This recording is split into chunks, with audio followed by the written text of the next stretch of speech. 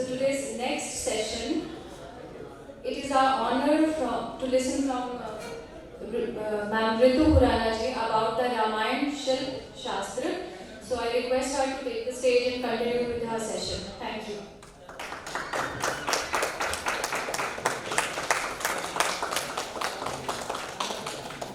Thank you, Śilpa. She has really created a hype. I don't think so I deserve it.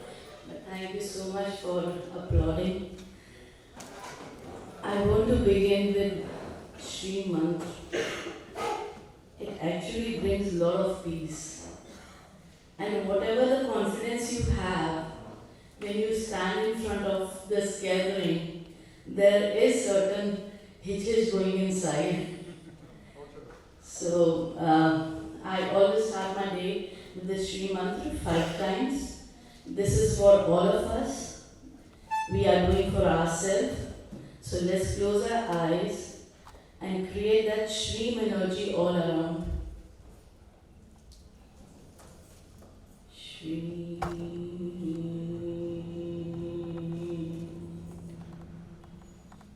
Shri.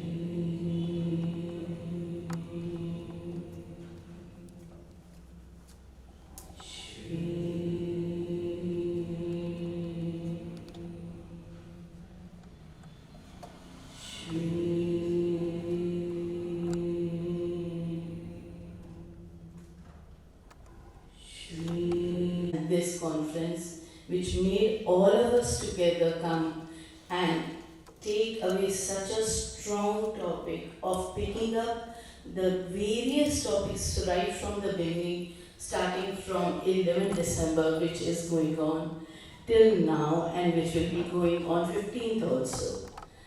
Rāmāyana, it's happened with me when I was taking Śilpa from Rāmāyana. I thought I have to, literally look into it, what rules and regulations I can find from this. But you will not believe the full kandas. If I talk about, there are 4 kandas, starting from Bal Kanda, then Ayodhya Kanda, then Lanka, which is called as the other part of it, and Kishkinda Kanda. Their sargas are full of Vastu principles. The principles which are being followed and being taken by all the texts which we study as a Bible for Vastu rules.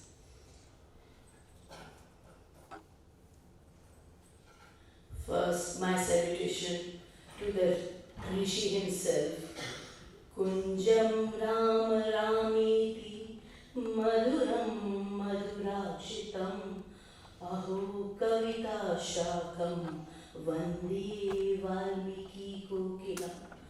A salutation to this Rishi who has combined the whole thing for us and give us this, has written this around about 24,000 stanzas, which were divided into 7 khandas. The 4 khandas which became very prominent when I looked into it for Śilpa, they are Bal Khanda Sarga 5, Ayodhya Kanda Sarga 56, Kishkinda Volume 2 Sarga 33, and the Sundar Kanda Sarga 2 and 3. I cannot manage to do justice with all, but yes, I picked first 2 so that maybe a day will come and I will do justice to the next 2.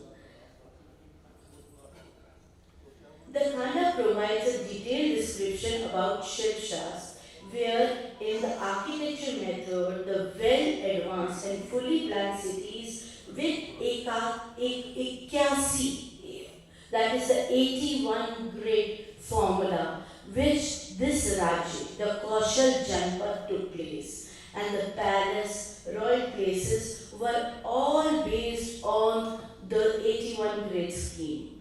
Now, what is the scheme? We will just go through one by one and we'll come to know what the scheme is all about. As we start the first baby step, when the human became alert about Nivas, oh, I need to have a house. Oh, how I can protect myself. Do I need to live like a nest, making a nest on the tree? Or I need to live in a cave. The question started from there only, that how a human needs to have a nivas of its own, and how this human is going to culture the whole civilization in the form of families. Because we say humans are very social. Without society, they cannot build up the things. So the first major important thing which started with this first verse was Sarvapurmi, means throughout, all, starting from Prajapati. The dynasty started from Prajapati, and it started with the name of Manu. How they started thinking over that what can be done to the mankind to develop in the form of a culture of civilization. And the first culture which started was bringing a city next to the riverside, which today, if we talk about it, is so common. What is so big about it? But think over when it started, for this first element of understanding that rivers are not only the mothers, they are the one which generate an energy of understanding, energy of give and take, energy of culturing, nurturing. And that was the first step where the Rishi Manu, the Acharya Manu started with. And its form, it says formally this entire earth belongs to the victorious king like Prajapati, because he was the first man, the Manu. On the bank of river Sayu, a great and prosperous country which is the kingdom of Kaushal started growing. And the Sayu Nadi is just next to the portal where we are. So, the first daily step, development on the river side. If we talk about Jyotish, the river is Chandrama, the water body, which gives us the sources of life, gives us the sources and energies which a human can take and get developed into the whole civilization. In the country called Kaushal was the famous capital of Ayodhya. Now, building up famous capitals, if we look upon in various civilizations, dealing with 4 major civilizations which we have, which talks about, the origin of River Valley civilization. The 4 major, I'm just going forward, then I will give you back. The 4 major civilizations which took place after understanding that how nice it is to be near the riverside. These are the famous ones: Mesopotamia, Egypt, Harappan, and China civilization. They all were on the banks of river. And this civilization was the first step to understand how human can develop this particular culture of staying and creating their own houses and their own group units of home, which we now call as town planning or country planning. Going back to here, the same thing happened with the dynasty of this Surya dynasty, the Aryans, when they developed their whole civilization based on the riverside civilization, which was very prominent, very strong. The eastern Ganga plain, if you see, this is the Kaushal Raj whole map which is being shown, and the Saryu river is dividing the Raj into part 1 and part 2. That is the upper northern part of Kaushal and the southern part of Kaushal. This river becomes the main hub where the capital of Kaushal Raj took place. Kaushal Nam Mudishtati means a great kingdom of Kaushal was a popular and prosperous region in Bharat. It was fully fertile. Looking through the Itihas, we find all the great civilizations settled near the bank of the river side. So we all know that why the settlement took place and what was so damn important that this riverside thing was taking place, because it not only gives you the civilization development, but it gives you agriculture. It gives you mode of transports, it gives you commerce, it gives you understanding of use of that water, that fertile land. So the culture of trading also starts from the traveling from one part to another. So this becomes the potential hub of this area.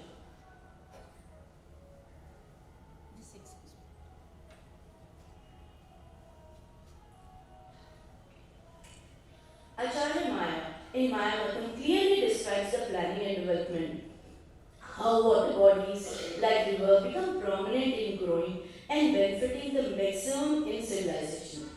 The capital city and the other important places should be all around the river that enables water supply, fertile land, excellent agriculture, trading, commerce, exchange of ideas, cultures, and effective transport around them.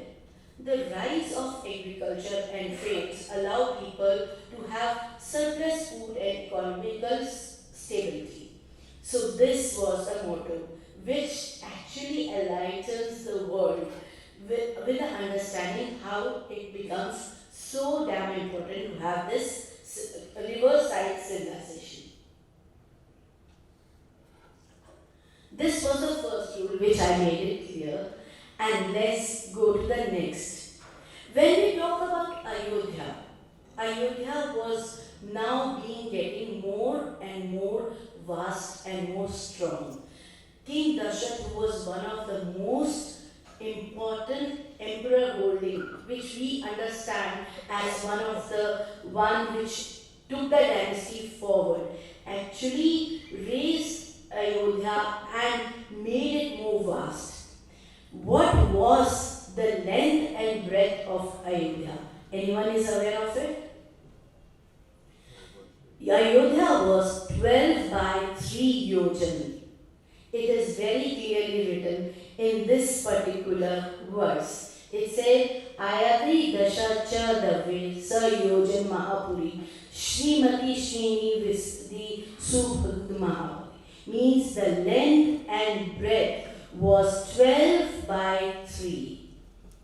And in Vastu, the first rule is that we have to check what is the length and breadth, the geometry. Is it a square or is it a rectangle? The three major shapes are considered to be very auspicious. They are square, rectangle, and circular. Types of shape. Just a highlight to you people that in ancient Indian architecture, concept of listing the shapes of the plot plays a vital role. The auspicious are square, rectangle, and circular, and the inauspicious are limitless, shapeless things, wheel shape, triangle, L shape. Then circle in commercials are okay, but circle in residentials are not okay. Okay, and Singmukhi. So these are the basic. Then when you go into more, you understand the shapes more. So let's go back. So what kind of bhumi it was? They say it was ayatakar. Ayatakar is a rectangle shape. But if we take the definition, then what is rectangle? Can rectangle be 1:4?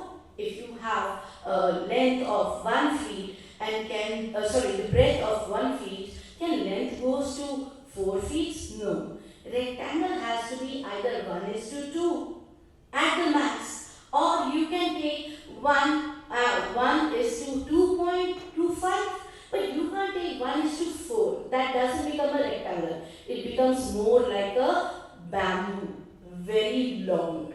So, if we talk about Ayodhya, Ayodhya was not an ayatakar. The Vastu defect starts from here. We plan something, But somewhere or the other, destiny plays its role. And Ayodhya was not an Ayatakar, I show you. This is called as Dandaka, means bamboo shaped land. I've taken just a plot to show you, to give you an idea what is Dandaka. This particular, what is the problem in this shape? If we have two shapes, two energies running in a house, over here in this hall also, we will be having one terrestrial energy and another is the energy of the sun and moon which moves as the sun rises and sun sets. Okay? So, in this Dandaka, in this long, if you see where the north will go and where the south will go. If I am going to mark somewhere north and south, they are not going to be in harmony because the shape is too odd. So this was one of the defect of this particular area, that it had 12 by 3. So 3 in the width and 12 by in length is a Dandaka shape. So Ayodhya was a Dandaka. It was not at all an Ayatakar. In this box, tiny box, this is for you people to read what is yojan. How we reach.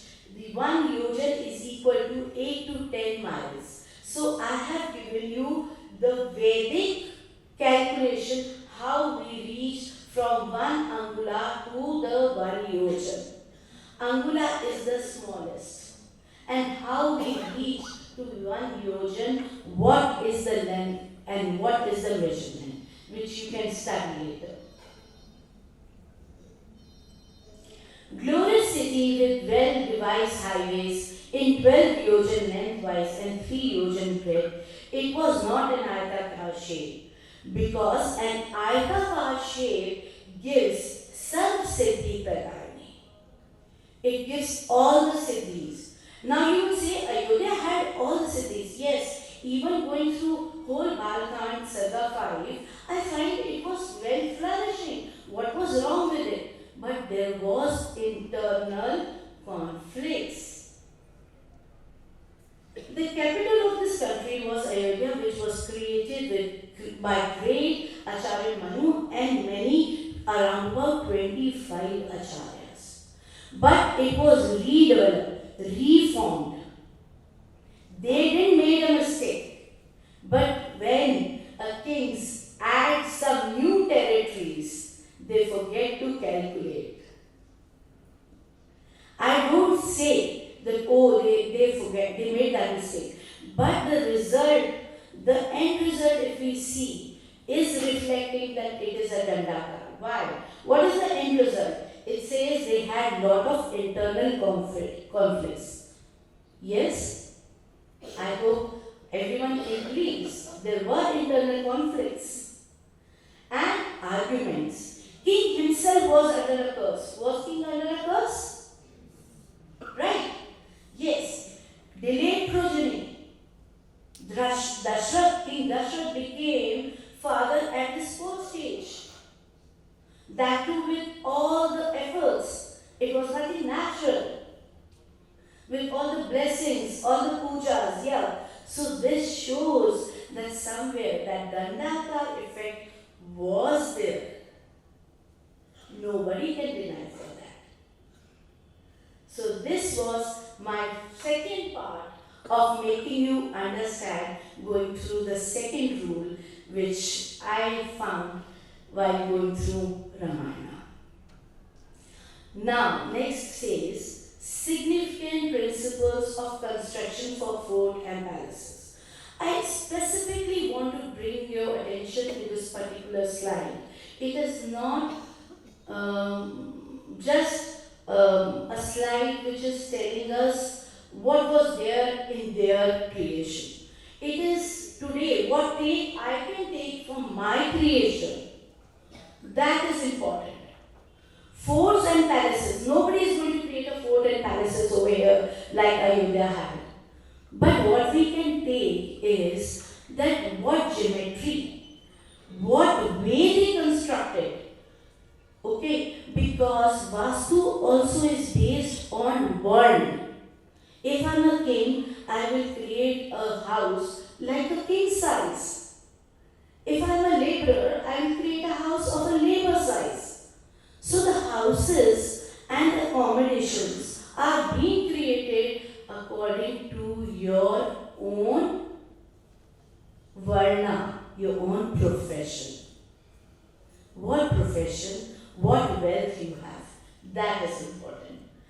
You can read the slides. I will just pick up the main points and make you understand. It says this huge capital was being. Hello? Is it speaking? Yes. Some light to it. Okay. So it says that the royal palaces should be Purvamukhi. Very clearly they have said. So east was always there. Now, today, even if we have to make a layout, everyone, the draftsman, architect, they will always put north up. Never east. East is gone. From today's civilization, east is gone. There is nothing Purvamukhi. Everywhere it is Uttar, north. Not south, because we all are running after Kuber. It's not only you and me, we all. It is the civilization. So the royal palaces were all Purmukhi. Devale, Manushale, they all were trying to be facing a partial so that the sunrise, the deep rays should go inside and there should be equal ventilation. The cities were well guarded all around and main passages were leading. Now when you are making cities, definitely you have to grid on 81 grids because that is the proper way to expand the biggest space. But if you are grading a small office, you do not have to expand on 81 grids. Here the mistake of architecture started. People made 81 grids for small offices also, which is not possible. The amount of space which you have to grid on that. So here it is talking about that the palaces were huge and they had 4 directions of gate. Main gates were in 4 cardinal directions and the passages were well lit. They were well made, and not only that, both the sides were well planted. There were trees, there were orchards, there were fruits everywhere.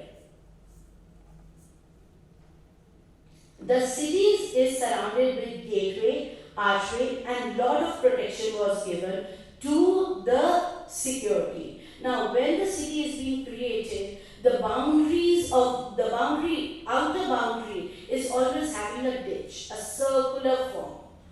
It was circular and there were huge deep which was filled with water and the security was given all around it. The main gates were well made, they were well prepared with different metals and guarded with security. So this all tells us the creation of palaces, the architecture palace, the outer boundary. We are just on outer boundary. We have not gone inside also. So this all speaks about that they have gopur. Gopur means huge mounds they had, and they had different wikis, lanes, sub-lanes, and they were created in the form of a whole palacious area. That mighty city contains grand theatres. It was not only that the outer, each and every portion was given. The markets were being given a space. The theatre were more towards the east-southeast part, where the female actresses, why these theatres were created in east-southeast part? Because there were more of female actresses. Ayodhya was full of so many diverse professional people working over there. open this Khurana, you will come to know that there were poets, there were singers, there were actors, female drama writers, and there were a lot more than what we expect. Huge magnificent gardens, mango groves, and walls were being created by the sal trees. So the trees were giving protection, huge walls were giving protection, and even the animals were all around. So great protections given to such magnificent place called as Ayodhya. Rāmāyana opens by sharing all information about the grand city with well-designed tall towers and their measurements. Arms and armaments are displayed as source of wealth. So they were well displayed. If you go, if I talk about Delhi, when you come to Delhi, you will see the main central part of the Delhi where we have Rashtrapati Bhavan. There you will see different arms and armaments are being displayed. Even if you go to your other countries also, where the main hub is there, they display their weapons. So definitely, same was with Ayodhya. We are just trying to copy that philosophy, right? And it more talks about, see, this is in the scheme of planning the town with all the common components. What was more important was the prakhar, the outer part, the huge tops, they were very important. Gopur and different gates, how these were sites and they were created in the city were becoming an important part of this palace creation. This was one part, how it was being created. Now, if we talk about 81 grids, at that time, Sarvabhadra Chakra was being used to create certain palace related architecture. It was not only 81 grid. And Ayodhya was so properly created, it was compared to the city of Indra, Amravati. It was as beautiful. Vishkarma created Ayodhya. Vishkarma created Lanka. Vishkarma created Amravati. So you can understand that how this Rishi Vishkarma developed these cities for us to learn each and every step what they did and implemented. The city shined forth with well-laid great royal highways that were always vetted. So it was not, it says that creation is something else, but maintenance is also there. When we create a house, we need to maintain. People forget for 5 years, they do not do any maintenance. That becomes very important. When you create something, you need to maintain. And this what it says, that it was such delicious and such huge that they used to wet it, used to have beautiful surroundings and were having a front yard of building sitting. I hope this all is a reading part. Let me switch to the next portion. This is what I wanted to actually make you understand. This grid, which talks about on the other part, which says first one by one, is the grid which can be used for the smallest. Even if you are having a study table and you want to plan, this grid can be used to plan your study table vastu. That is the smallest grid.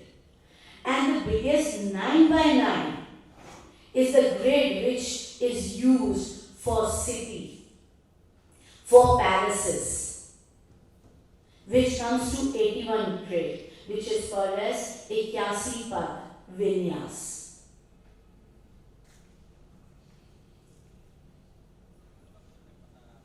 This is being used for temple, this is being used for palaces, this is being used for cities.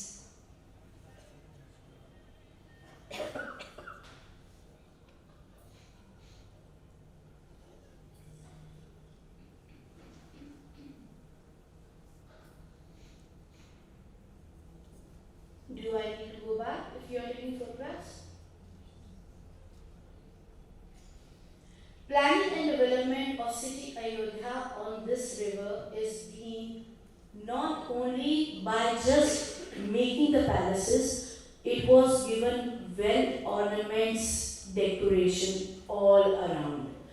How now the Varna difference? Now this slide I placed just to make you understand if it is king's house, he might have a bed of gold. And if it is my house, I will be having of wood. So selection of material becomes very important when you are developing. Ramayana even gives us an idea that selection of material is very important. What Varna you are. If you are a Kshatriya, you might try to place your weapon somewhere which is being flaunt. You want to place your gun on a wall. Right. Kshatriya house, you might be having a sword, two swords outside the door. So the planning of Śilpa, as Śilpa asked me, what is the difference between Vastu and Śilp? There's no difference. Śilp is another extension of planning and designing, where you also go that how your house is going to project your profession. If I'm a dancer, my house will be projecting my taste. The colors coordination which I'm going to use, the material which I'm going to pick. So that is Śilp. That is all about Śilp. If I'm too spiritual, you will see all Ganesha all around my house. No. We love to have, being astrologers. Our books become so important for us. We have one sofa where we put our japa mala and we put our asana and it is there. So that is my house, my room. So this is what, this particular portion gives us a light about how materials become so important when you are going for designing.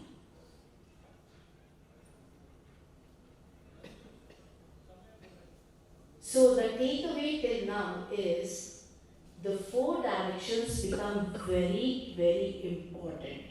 The four main gates of all four directions should have Gopur because it is a palace.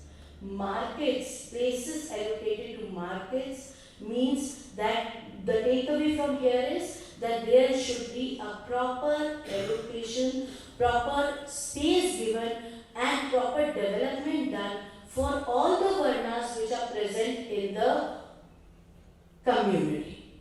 Now this question came which I want to share it. It is not for this topic of Ramayana, but when I was presenting one of my paper, a person, one of my senior guide asked me, how about Harijan?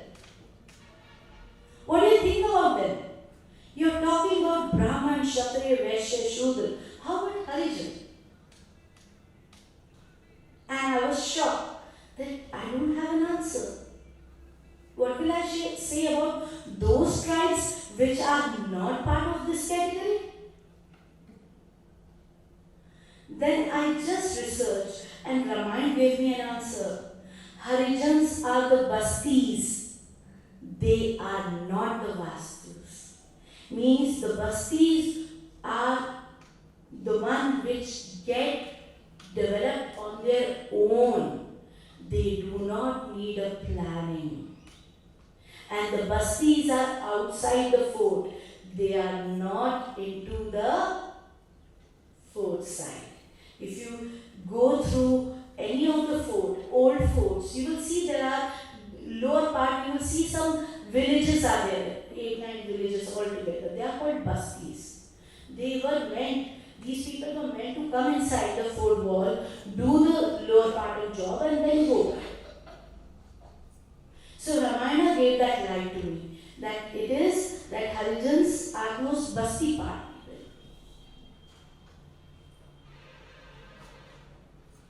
Now, this is actually the real big takeaway from today, which we all, and I was so damn surprised. I literally love if you people can go through Ayodhya Kand, Volume 1, Sarga 56, from specifically verse 18-19 to Sarga 57, 7 verses. Why I am saying so? Because this is the way Ram instructed Lakshman to create the kutia. The kutia was created when they went after the command of Rishi Bhardwaj. They went and they moved towards Chitrakoot. So the first place when Ram saw Chitrakoot with so much greenery, vegetation, different trees which were filled with fruits, they were hanging with fruits. The bees hives were there. Each tree was filled with hives. The trees were hanging with blossoming flowers. So just think over it. Blossoming flower has a fragrance. Fruits have the sweet fragrance. Bee hive has a fragrance. The soil has a fragrance. The water which tapped into that area, the river which was flowing, had a fragrance. So how many fragrances I have talked about? At least 5? Right? What kind of taste we have? 6. Ayurveda speaks about 6 tastes. Right?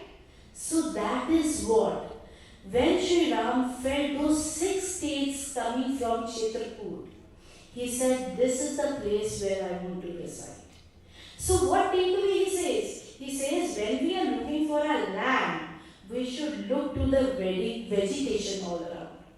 Not look through the directions. Because in this particular thing, he has never mentioned any directions. And if he says, from today I don't believe in these things then. Because Ramaniya, the thing which touches your soul should be your place of living. That is what Sri Ram told. And I have taken a quote from Maharishi Mahesh Yogi, who says, Sthapitya Ved is the aspect of the cosmic knowledge of natural law, which maintains the buildings in which the individual lives and works, and the environment in which he moves well sets in cosmic harmony. Now people buy huge land, and then when they have a well in southwest, they close that well. They have people tree and they uproot them. Oh ma'am, it was coming in front of the gate. Oh, it was in my wall. Oh, it was in my land. I hope the tree should say, oh, you are now in my land. So, surrounding makes very important. When you are purchasing, just see the surrounding. That's the first thing. In Vastu, all the guiding forces, the gurus which I have learned with, by the sounds of animals, birds chirping, water gushing, and he said, Lakshman, see the level. So the ground level becomes very important. First is the trees, the surrounding, then the ground level. He very clearly goes through, because I couldn't bring all those verses over here. I'm telling you, the whole sarga, word to word, is Śāstra. And this particular sarga, I really want everyone to go through, because it gives takeaway to all of us. वो कहते हैं सबका भला करेंगे Shri Ram. That is it. Surely.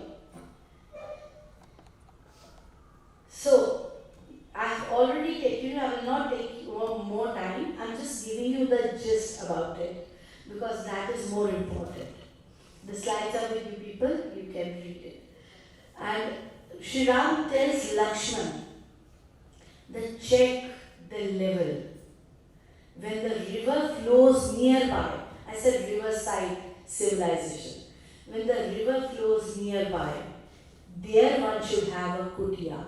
And this is the place where I want to stay for all those 14 years. Why? Why Sri Ram wanted to stay? This idea just popped out in my mind. It says, Sri Ram tells Lakshman, the trees are almost blossoming with flowers, fruit. The branches are bended with fruits. That means people are not taking it. So there is no more population. Very few people are coming over here, and he felt very secure to stay in this area.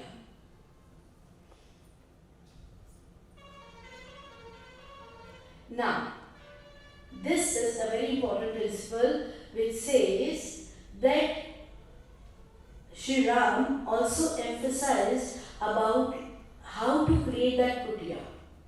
What material to be used.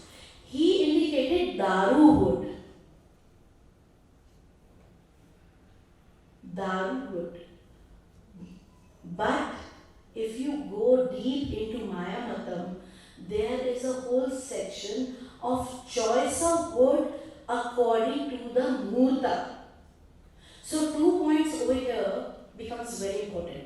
First, we learn the surrounding. One need to check the surroundings. Second was, if any water body is close by, that is a plus to us.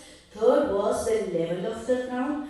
The fourth portion is what material you are using.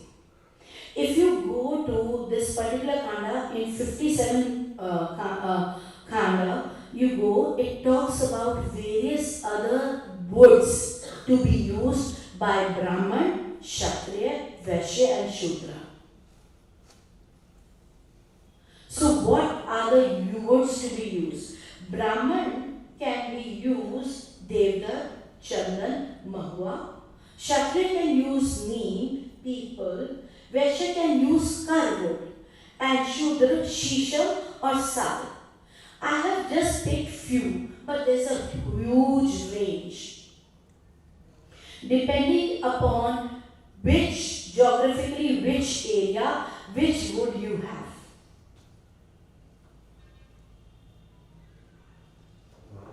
Material becomes very important. It also says do not take dead materials, but we love to take dead materials our house because the house has to be granite floored. Plastic board woods. And then we say why our growth is stopped? Because we have applied dead material. My life is going dead. We don't think, and we will not think. I'm telling you, we are in Kali Yuga.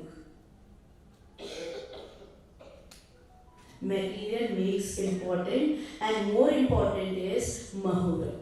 What Muhurat you should, what Muhurat you should pick.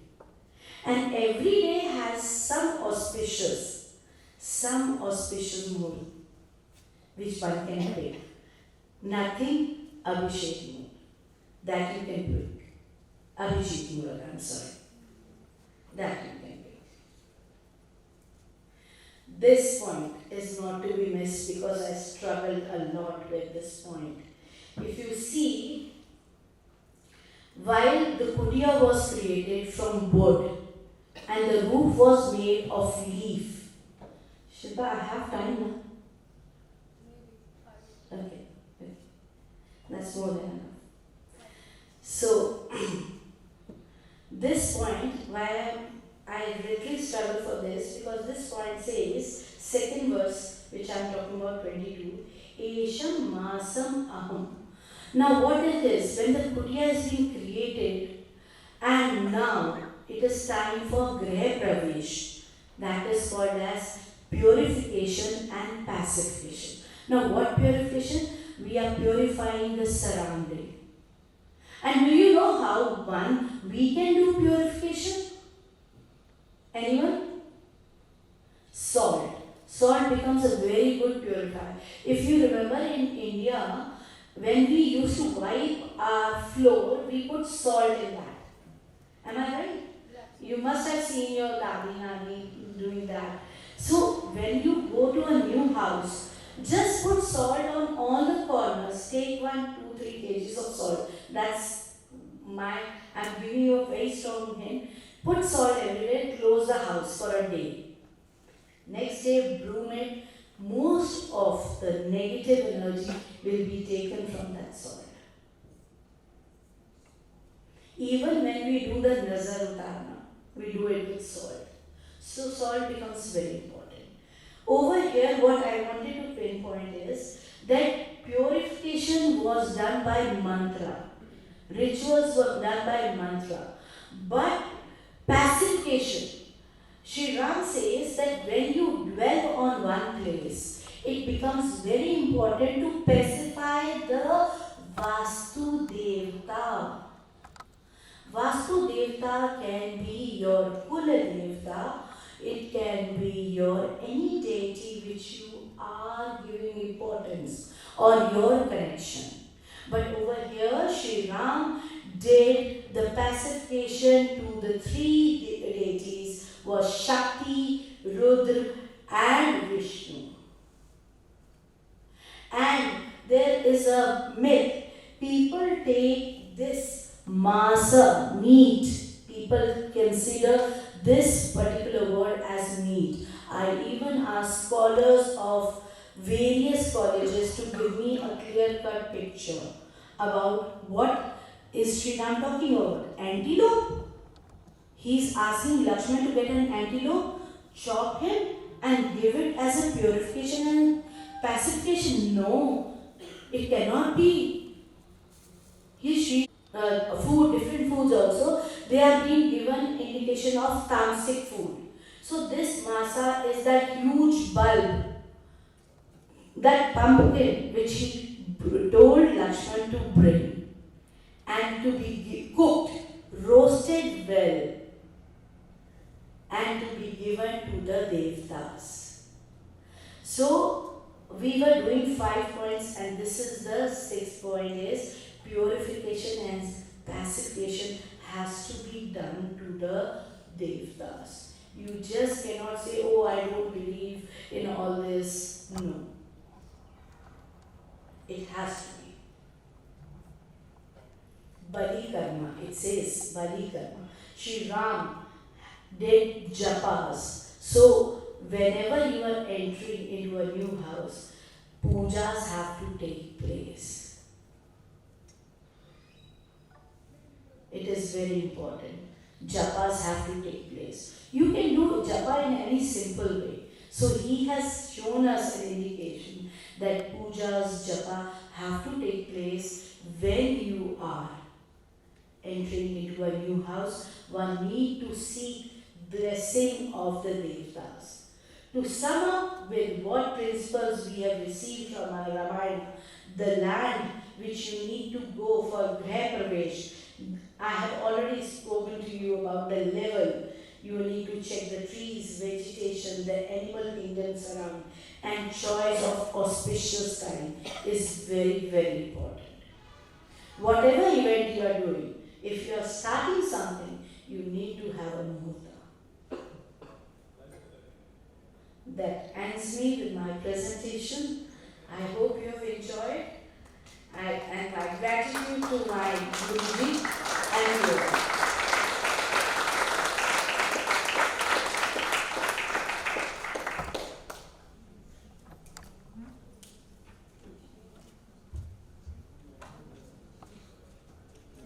Thank you so much, ma'am. It was a wonderful lecture.